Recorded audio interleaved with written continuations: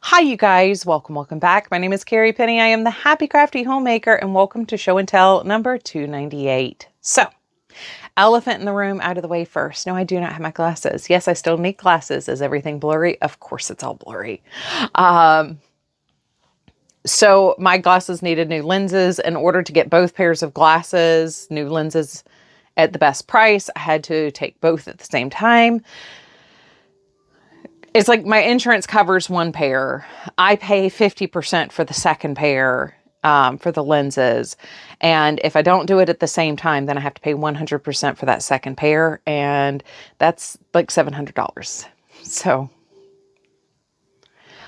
and I do like having the two separate pair. I have one that is blue light blocking and is my like indoor glasses, and then I have my transition. So when I'm leaving the house, I generally take my transitions unless I'm going on a big road trip, in which case I do prefer my non-prescription Maui Jims. I technically have 20/20 vision. I have an astigmatism that creates a lot of starbursting. Like I said in last week's show and tell, I'm starting to notice starbursting even during the day with my glasses on, not just at night, and an increase of them at night. So I knew my astigmatism had gotten a little bit worse. Also, I'm over the age of 40, so now we have some age-related time issues with my eyes. So my reaction time to being able to zero in on seeing something with clarity, my reaction time is reduced like 20% in the last 5 years, which is a normal amount at my age. It doesn't mean it's fun. Significantly better with my glasses on though, because once again, it's like standard vision versus OLED technology. I mean, it's wild how different things are with and without my glasses on. So I forget because so many things that I do are in my mid-range and I don't normally have light on them.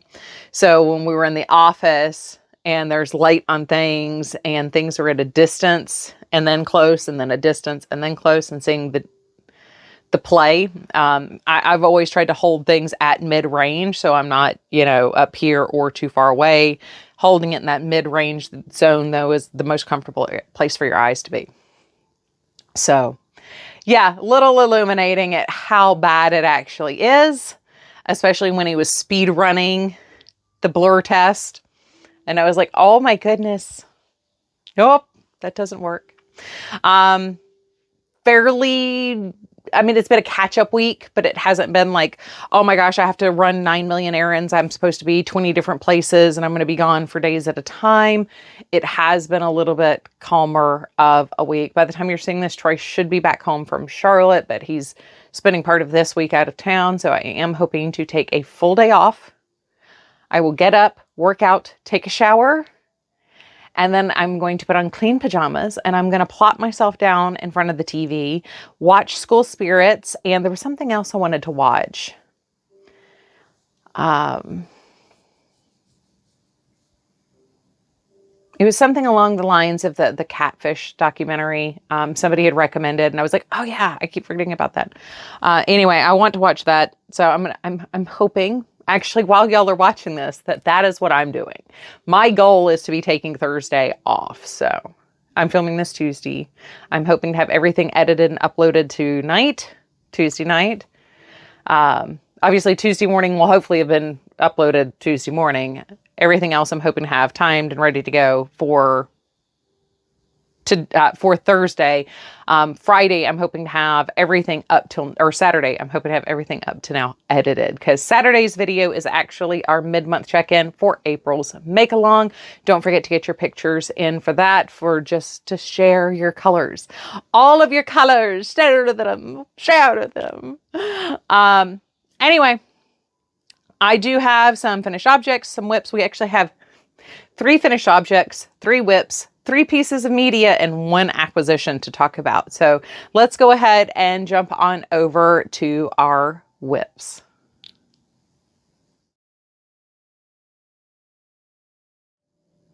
All right, so first off, I told you I needed some more scraps we were starting to make the same block over and over again, and it was starting to get kind of sad. So I have pulled back out the Granny Square of the Year, or the week project. Week 11 is done. I just pulled out everything up through 17. I'm just kind of making them in whatever thing order makes sense. I do now have 5 of week 11 though, so I thought I'd bring these up to show you.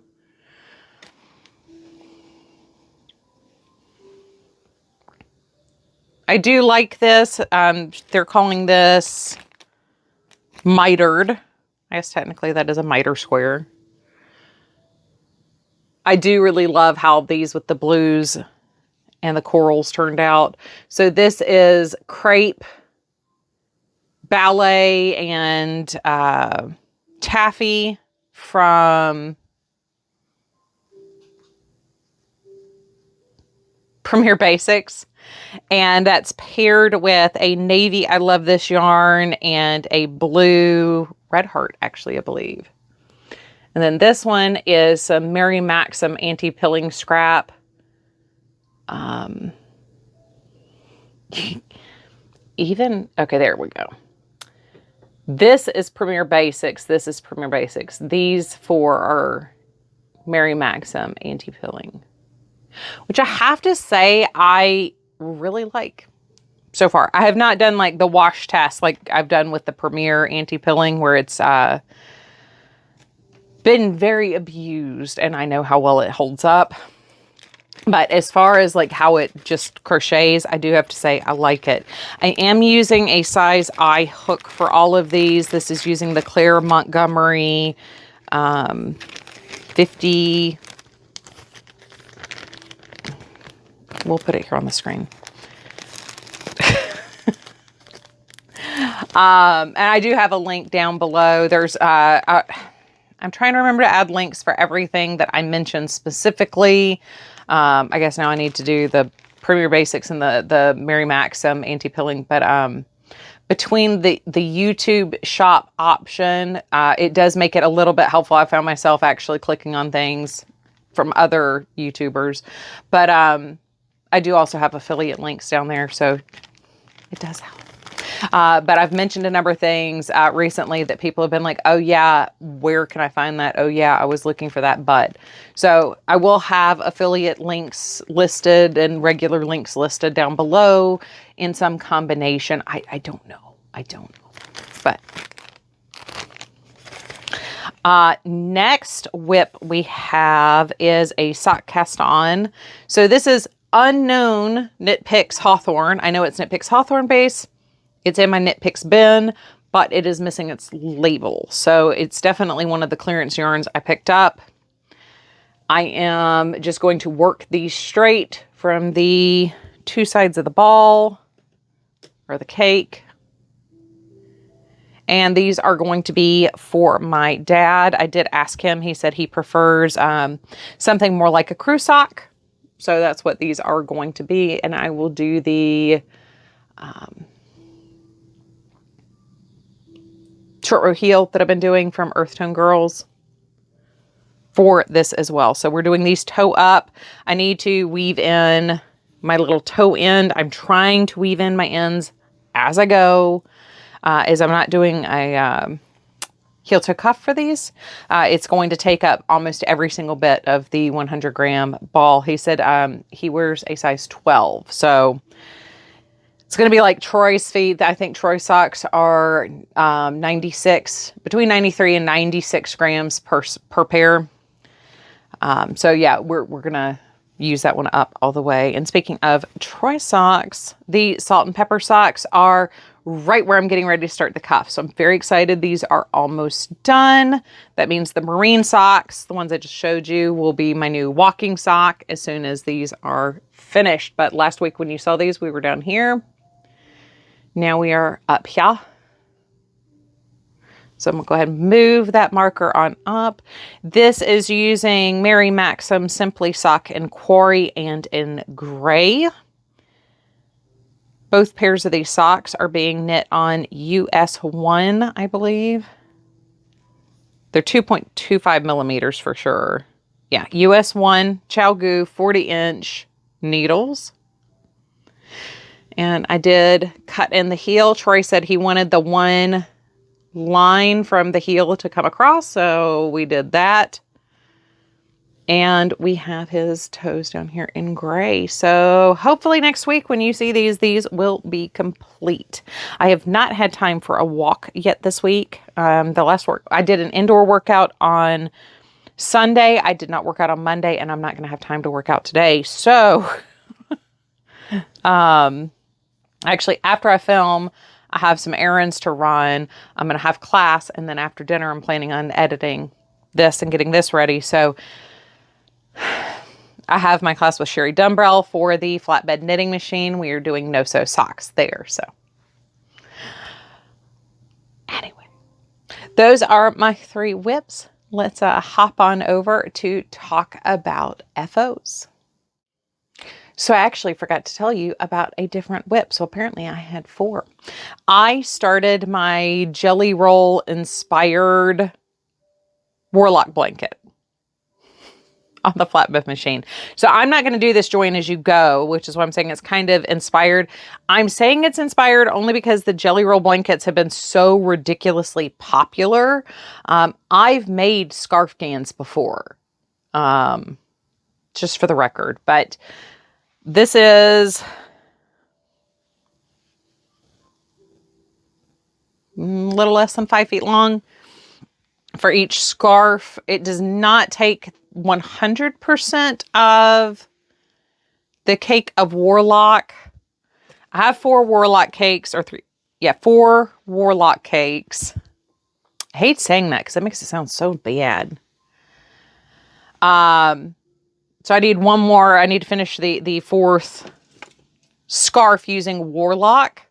And then I also have some garnet and green Knit Picks Brava that I have pulled. This is the Brava Sport. And I'm going to do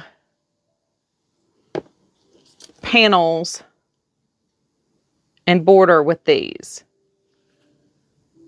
So the width on this is here. We're going to have 4. That's measuring at a foot based on my, that doesn't look like 12 inches to me, but I guess it is. We're measuring just under a foot. I would actually say it looks more like 10 inches, but wide. So if we do, we'll be looking at 40 inches wide with the Warlock panel. So I think I'm going to reduce 50% to do in between alternating panels with the green and the garnet. I might do all garnet. I'm not sure yet. And then border in the green. But regardless, the rest of the blanket is going to be done in the garnet and green Knit Picks Brava Sport.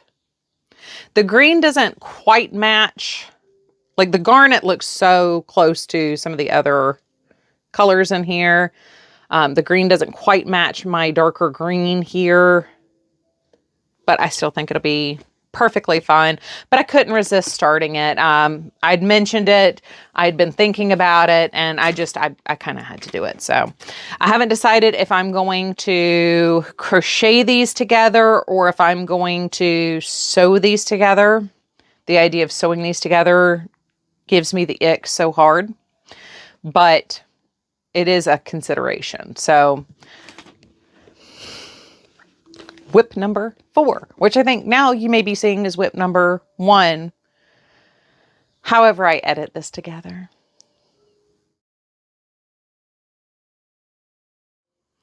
So now on to finished objects.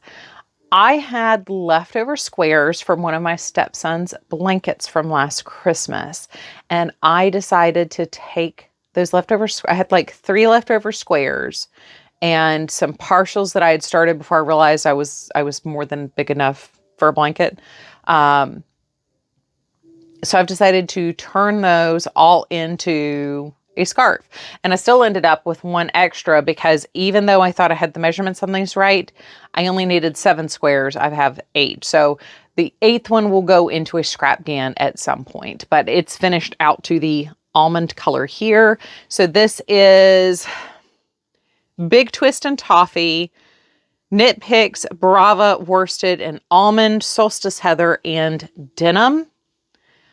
But I am going to take, I have a little tiny bit of the almond left. I am going to use that to make a hat.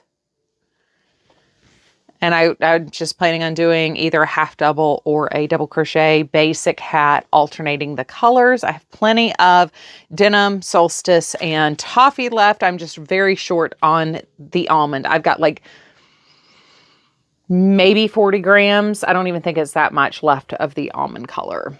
So for the border, I did a join as you go, did a round to the double crochet, so everything was 2 rows. For the border, instead of doing a reverse single crochet, I did a twisted single crochet border because I wanted a stretchy border for this. The shape of these blocks is a little irregular, and I wanted to, instead of firming the edge, I wanted to allow the edge to continue to stretch. I think for this also, is it's going to be a donation item.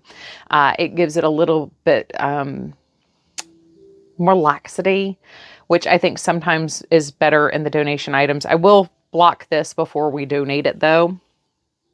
But this will go to transitions like the other hats and scarves, or I'll send them up to my aunt in Asheville for her church to distribute. But it just depends on how many I have done. I know 2 years ago I had so many. I donated 50 here and then sent 25 sets up to Asheville. So we'll just see how many I have done. Also, that we run the risk if somebody sees this and says they want it and it ends up becoming a gift instead of a donation, which has happened in the past. But I think this turned out really, really nice. I always forget how much I enjoy the granny square scarves. Every time I make one, it's like, ooh, I really love that. I did the same thing when I took the UFO strips I was going to make into a blanket and turn those into scarves last year. I had the 4 patches that I did that with, and it looks fantastic. And I always forget how great this looks. And then I do another one and I'm like, oh my gosh, why don't I do this all the time? One of the squares for the granny square project is actually a granny row and a solid granny row, a granny row and a solid granny row. And I was actually thinking as I was putting that together, this would be a really cute scarf. So we'll see. It'll probably be next year I do another granny square scarf. And I'm like, I really love this. Why don't I make these all the time? Why am I always thinking granny square blanket only? I don't know. Speaking of scarves, I did put a border on the yellow scarf. So I machine knit this. I did the no roll edge. And now I have added a hand knit rib border to this. I should have dropped down to a size 7 needle instead of using a size 8. I do still need to block this. It's not that we're getting rolling, but it is folding along my no roll edge. It's like neatly folding right where that no roll edge is. It's folding to the back. And part of that is this was a little too tight. I should have opened up the carriage a little bit wider and done a looser gauge on this. But I do like how this looks. Now this is a very long scarf. Once I block it, it will lose a little bit in the length as we add to the width just a little bit. I will hand knit a hat to go with this as well. But this will also be in the donation pile. I only have 1.5 balls of this left, so I can't just machine knit a hat like I will do for the scarves I made last year. I plan on just taking the Hirschner's Worsted 8 leftovers from the Christmas blankets last year, and I'm just going to knock out some black hats, double lined on the Addy, and bada bing, bada boom. But I don't have enough of this to do that, and I think this does need to be kind of like a solid hat. So I will hand knit that one. So my last finished object is my machine knit inspired by the comfort cloak. So I machine knit panels. I crocheted them together. I did do the pink in the back. But we have crepe, ballet, and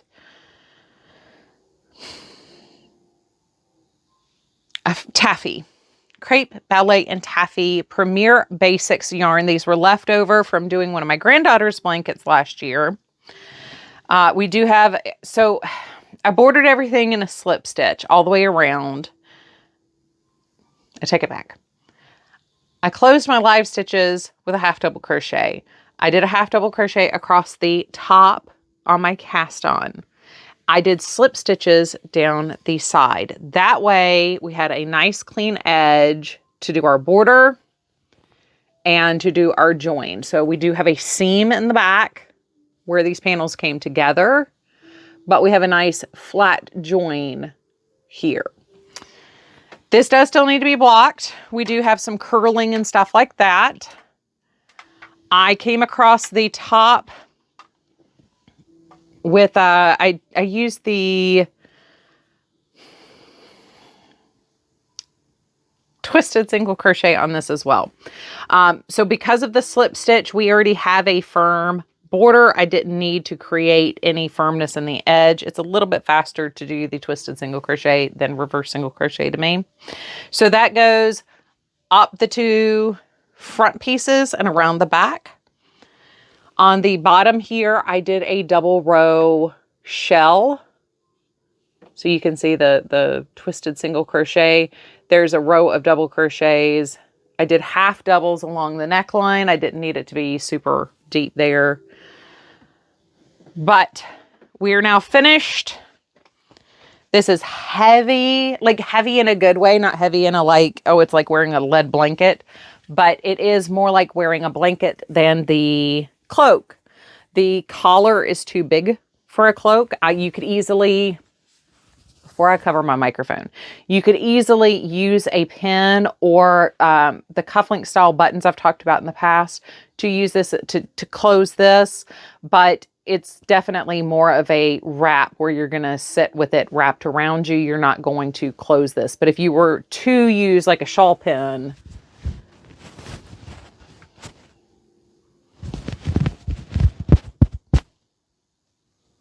I'm pretty sure that just tapped my mic.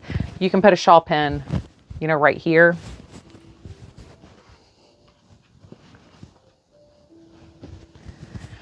But yeah, the neckline ended up way larger than intended, and I did add some decreases in there. So it is huge. I kind of wish I had left armholes now in like the middle of the pink, light pink panels. This will still be donated. I will, once I block this out, I will add like a tie or something here, because this would still also be great for a wheelchair user. Because it's going to be out of the way of the wheels and everything. You're not necessarily going to sit on it, but you do need some way of creating a little bit of a closure around the neckline. So this did end up wider than I intended. So my gauge measurements were off. This was completely, you know, out of my brain how I did this. So I need to reduce the size of these panels at the top. But we have a completed project, and I do like it as a concept. So I will continue to tinker with this until we have a final option for it. So I am going to pack up everything that goes downstairs, take everything into the donations over to the bins real quick, and then we will come back and talk about our acquisition.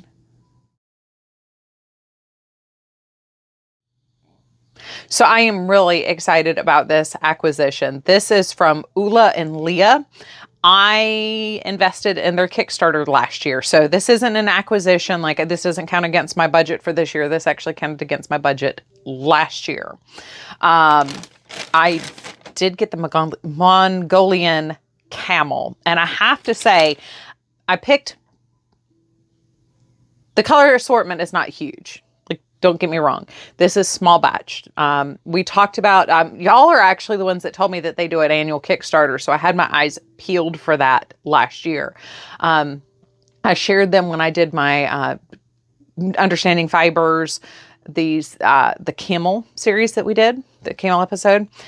So this is Mongolian camel, 100% baby camel wool from free range camels, made in Mongolia. I am so excited. So I have been like sitting here, just like, get here, get here, get here. I knew it was on, I knew it was coming soon. I did get 2 weights. I have 3 different project plans, and those may change. I don't have like finite, like this is the pattern I want to do, but I do have like an idea kind of what I want to do. So first off, in the DK weight, we have moss, raspberry, juniper shadow, and I love those just together on their own. Then the other 3 we have in the DK is dark harbor blue, sand, and gold. So technically, these 6 could very easily go together, just as into one big project. And there's nothing stopping me, you know, from doing that. I could actually find, say, an off-white and do like a big color work project with all of these together. But broken up into combos, you know, we can do those 3. These 2 look great together, or the blue with the raspberry, or the groups like this. So I spread it around to where these colors all combined I have plans where these could go together. I also wanted to spread my color choices around. I didn't want to get like all 1 or 2 colors. The other thing I did is I got 2 of the fingering weights, 1 in sand, 1 in raspberry.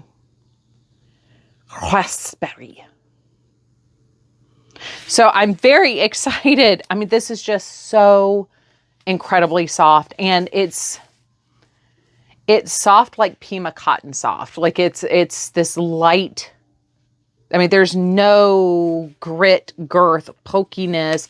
I mean, this is definitely neck and neck safe. It's just so soft. There's no coarseness to it. It's light and fluffy, but it has that same kind of dryness to it as like a Pima cotton, but it's got the moisture to it at the touch of a wool fiber. It's absolutely incredible. And if I'm not mistaken, camel was one of the hypoallergenic fibers as well. There's also no off pluffing from this. A lot of times if you do this, there's like this that just goes everywhere. Little bits of the fluff will still stick out.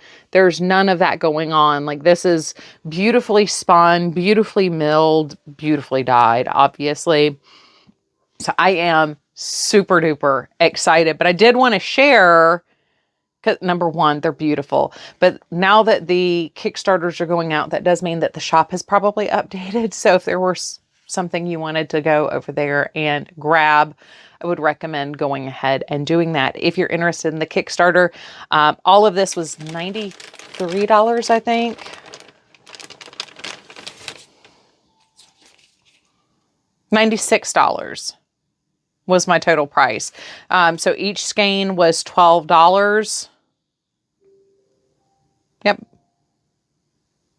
By going through the Kickstarter, which, I mean, I have to say, that's insanely reasonable. I mean, that's like the same pricing we see things like Cascade wool going for.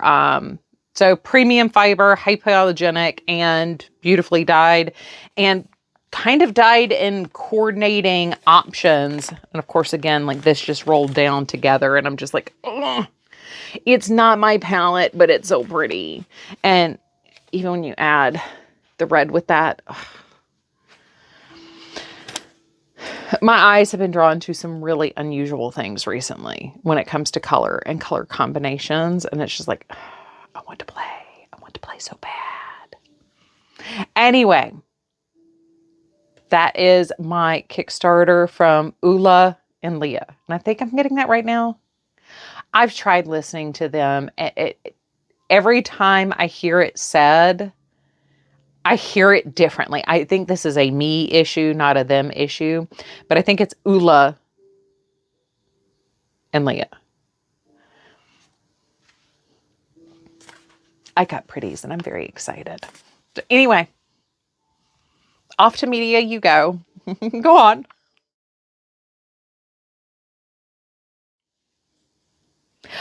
Okay, so heads up, refilming. Mostly because we lost some audio, and that was me. I knocked this, didn't realize that I had flipped it.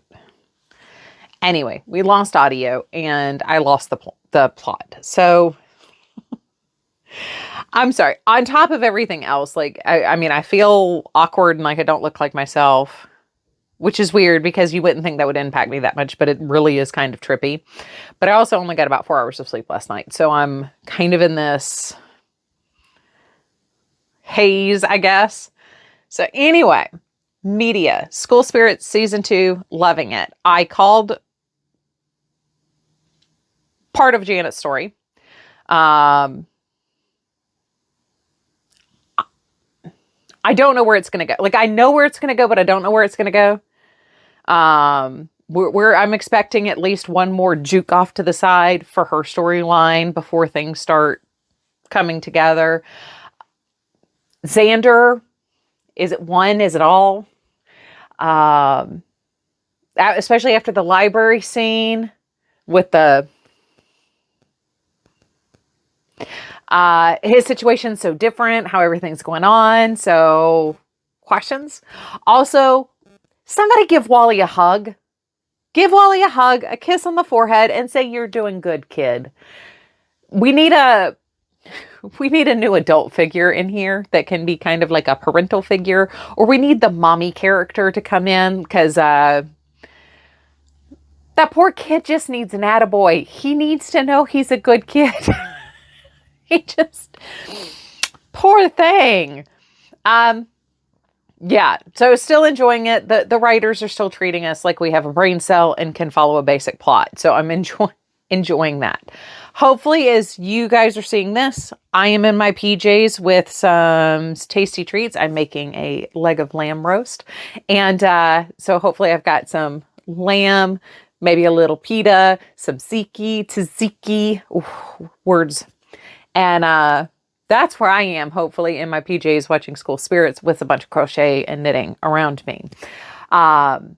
Next up, Apollo 13. Enjoying it, but it's dry.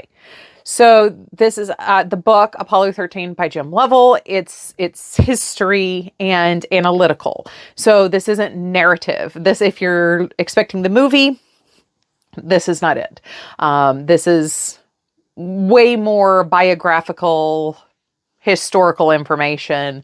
I'm about at the point where the flight teams have been announced. I'm not super far into the book, but it's not a super long book either. I think it's only like 9 hours long.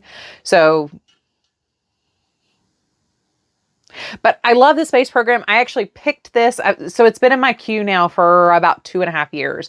I picked this for this year and picked it as my second book of the nonfiction things before I knew when the Artemis mission was going to lift off. So it was actually kind of funny that was kind of going on in real life as I'm looking into the history of the space program in my walking time. So that brings up the last piece, and we're going to talk the most about this because it's not that I have things to say, but it's fiction. And I found out some stuff in the break after I went to go start editing this, realized I messed up this part. I had other things I caught as I went. So with all the refilms and edits and stuff, I was sitting there pulling up stuff for this video, found out some stuff. So we'll have to. So the next thing I had is Incidents Around the House by Josh Mallerman. Josh Malerman wrote Bird Box. So the people who watch that will have some like vague idea as to like his writing style, I guess. My original commentary on this is I did not think this would translate very well to movie, only because I don't think a studio is going to be willing to properly invest in order to show the audience versus tell the audience. Now, ironically, as I was trying to pull the thumbnail to go up here, a movie is going to be released October 2026. I had no clue when I read the book. I had no clue until about 15 minutes ago while I was trying to edit. But yes, October 2026, later this year, the movie Other Mother is supposed to be out, which is a retelling of this book. So this is a book from the perspective of a young girl named Bella and her not so imaginary friend is haunting her, basically. But she's not a ghost, but she's not a demon, and she's definitely not an imaginary friend. So you have obviously your primary plot line story going on. You spend most of your time wanting to wring the necks of the adults around Bella. Very, very frustrating human beings that are very deeply, deeply flawed and selfish in so many ways. And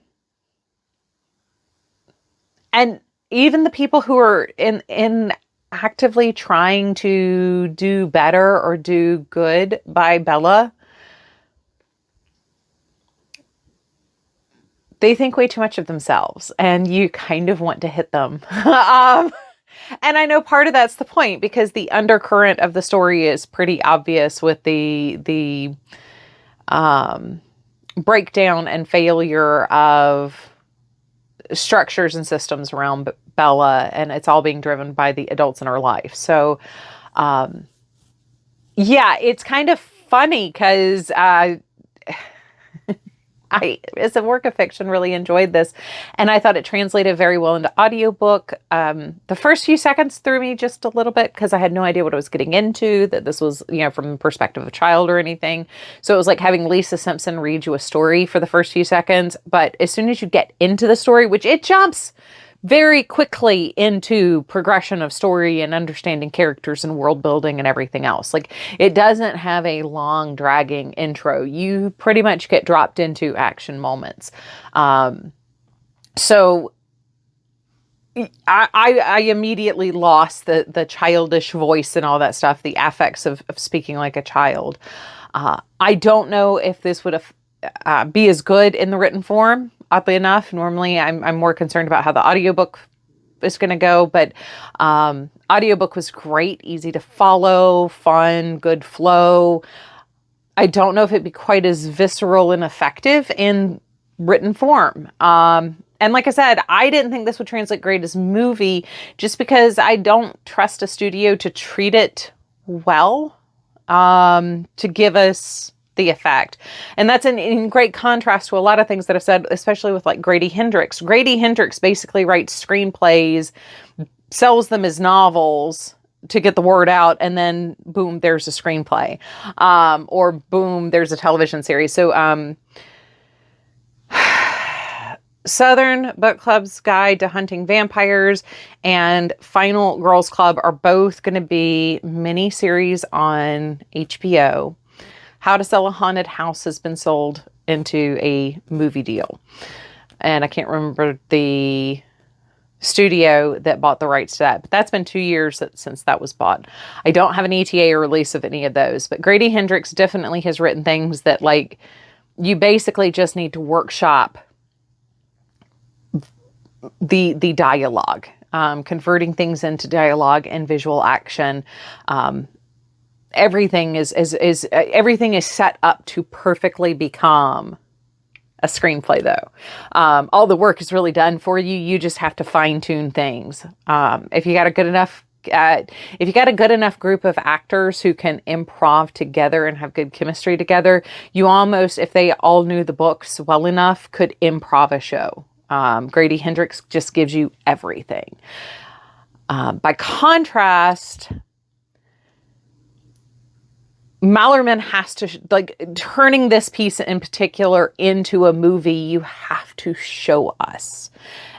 Telling us is not going to be very effective. So they've got to be able to show us other mother. They have to be able to show us the first time an adult sees her, the shock that Bella has, you know, the first time she's seen outside of the house.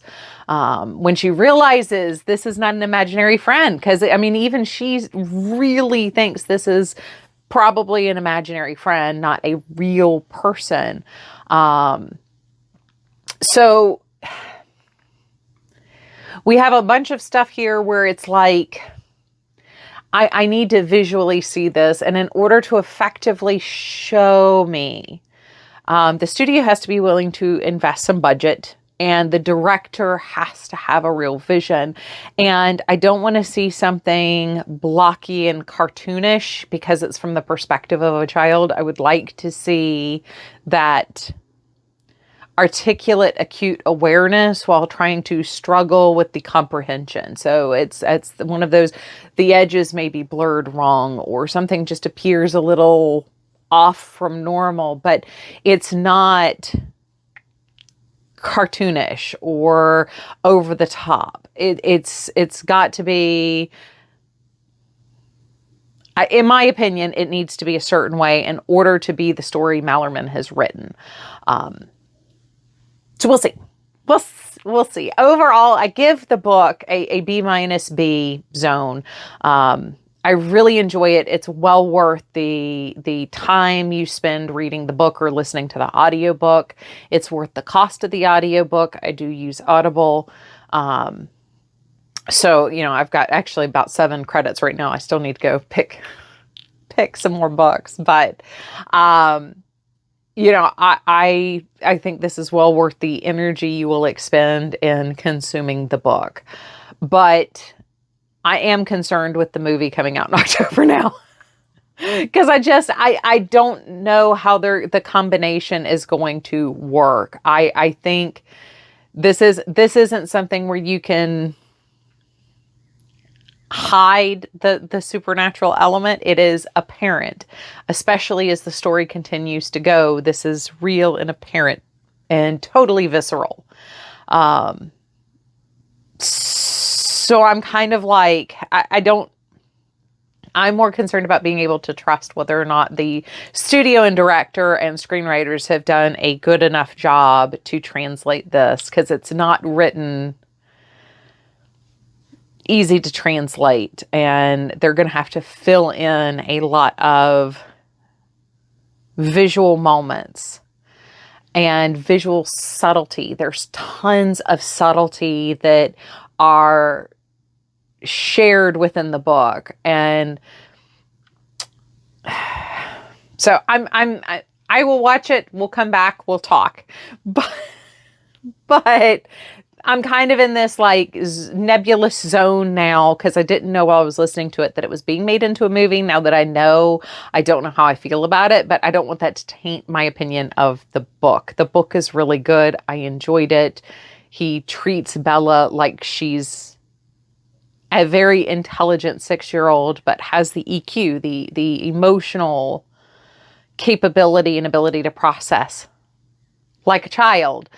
She's not, you know, super smart in that way or anything else. She is a child. She's still just a child. And you could see where in some ways this could be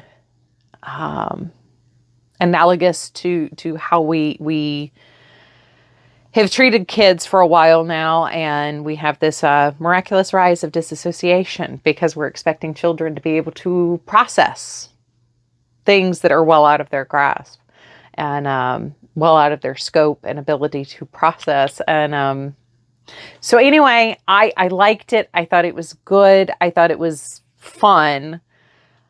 I'm concerned about the movie though, because I don't know. You know, anyway, I'm going to go. I've already said too much here. I've gone on and on and on and on and on. I know you guys are really far more interested in the pet tack, so I am going to let you catch up with Banner and Pippin. I will see you guys real soon. I love you. Please take care of yourselves. Bye, guys.